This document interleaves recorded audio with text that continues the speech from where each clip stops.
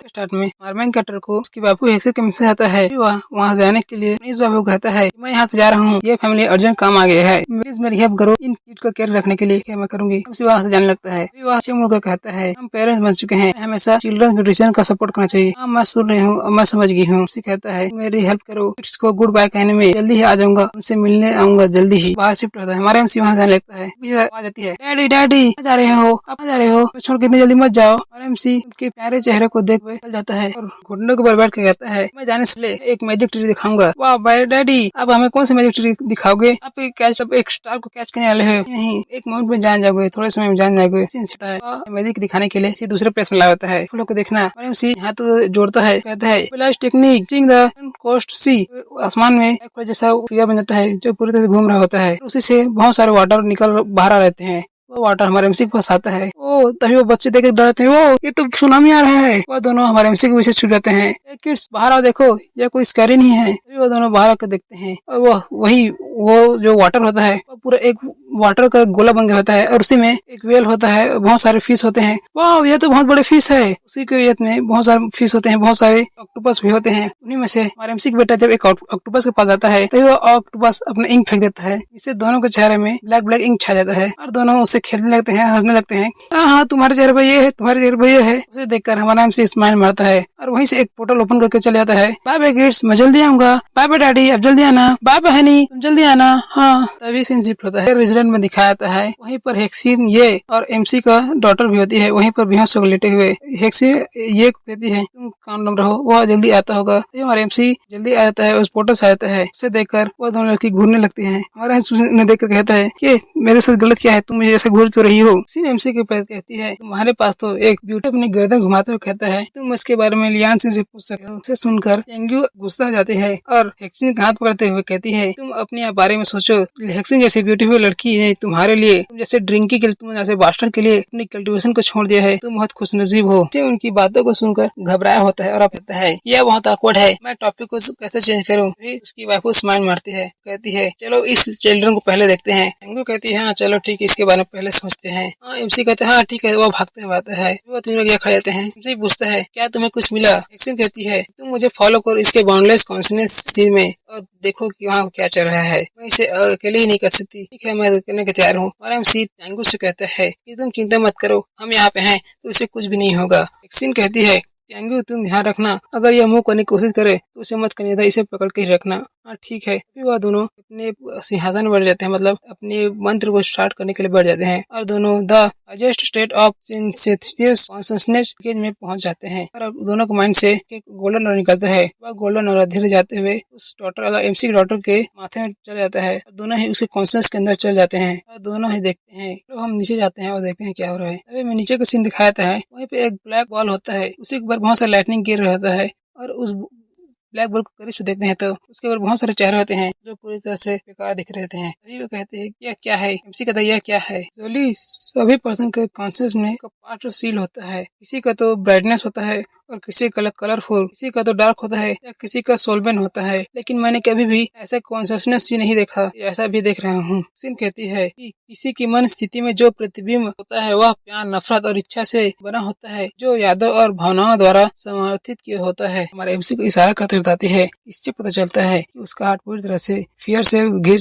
चुका है और उसका ट्रू सेल्फ कहीं पे हिडन हो चुका है। उस बॉल को दिखाते हैं, हमारा एमसी इधर उधर देखते हुए कहते हैं वह कहाँ है, उसका ट्रू सेल्फ कहाँ है। अभी वह दोनों उस बॉल के ब्लैक बॉल के पास जाने लगते हैं और जैसे ही उस ब्लैक बॉल को टच करने की कोशिश करते हैं उसमें से बहुत सारे कांटे निकलते हैं और उन पर अटैक कर देते हैं, लेकिन वह समय रहते ही वहाँ से दूर चले जाते हैं। फिर उसकी वाइफू कहती है कि तुम अपना अब इस हाथ को छोड़ सकते हो, यह बहुत टाइट है। और एमसी उसे छोड़ देता है, थोड़ा ब्लश करते कहता है ये तो वह गलती से हो गया, वो अचानक हो गया। एमसी की वाइफ एमसी को कहती है यह प्रोबेबली वह स्ट्रॉन्गेस्ट डिजायर होगा जो अपनी बहन को प्रोटेक्ट करने के लिए एक फिगर के रूप में बन गया है। यह वही कोर होगा जिसे उसके ब्रदर ने सील किया होगा। वह कोर के पास पूरी तरह से लाइटिंग लगती है। वह उस बॉल के सामने ब्लैक का फिगर आ जाता है, एक ह्यूमन बन जाता है जो ब्लैक दिख रहा होता है और कहता है तुम यहाँ से बाहर चले जाओ, मैं मेरे सिस्टर को हट करने नहीं दूंगा। हमारे एमसी कहता है हमारे अलावा इस दुनिया में इसके पास इतना अस्त्र है, कोई तो कारण रहा होगा, फिर भी हम कभी नहीं जान पाएंगे कि वह इस दौर से गुजरा है। हमारा एमसी कहता है अब क्या करें, यदि हम इसे कठिन तरीके से करना चाहते हैं तो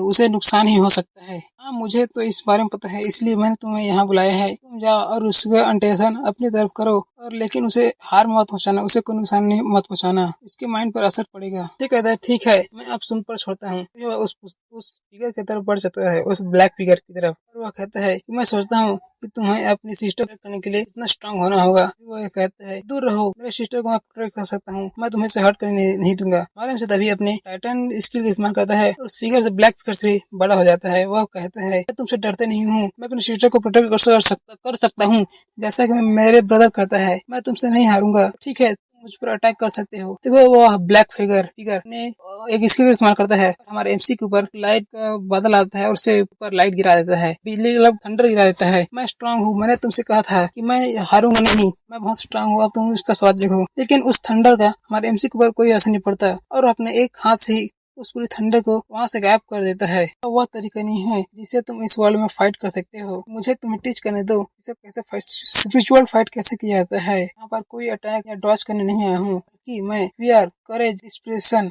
और होप से अटैक करूंगा। की ऑफ द लेट ऑफ अवेस, ऊपर बादलों से हैंड आता है, गोल्डन हैंड है, यह तो और वह गोल्डन है उस पूरे ब्लैक फिगर को दबाने लगता है, और उस बॉल को देखते हैं, उस पर अभी भी लाइटनिंग गिर रही होती है।